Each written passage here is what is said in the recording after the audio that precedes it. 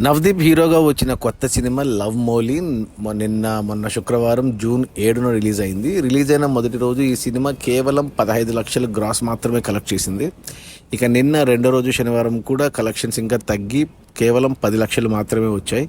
అలా టోటల్గా ఈ సినిమా 2 రోజుల్లో కేవలం 25 లక్షల గ్రాస్ కలెక్షన్స్ మాత్రమే కలెక్ట్ చేసింది.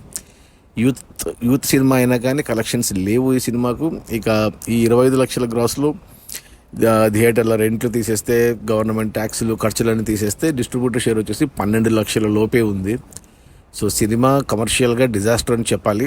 ఇంకా సినిమా బడ్జెట్ ఎంత, ఓన్ రిలీజా, డిస్ట్రిబ్యూటర్లకు అమ్మారా విషయాలు తెలియదు, కానీ వచ్చిన కలెక్షన్స్ చూస్తే సినిమా అయితే ఘోరంగా ఫ్లాప్ అయిందని చెప్పాలి. ఇక ఈరోజు ఆదివారం, ఈరోజు ఏమన్నా కలెక్షన్స్ ఉంటే ఉండొచ్చు. సో కమర్షియల్గా అయితే మాత్రం సినిమా ఘోరంగా ఫ్లాప్ అయింది బాక్స్ ఆఫీస్ దగ్గర. అది మన హీరో నవదీప్ హీరోగా వచ్చిన కొత్త సినిమా లవ్ మోలీ. రిలీజ్ అయిన మొదటి 2 రోజుల్లో కేవలం 25 లక్షల గ్రాస్ మాత్రమే. Okay, bye.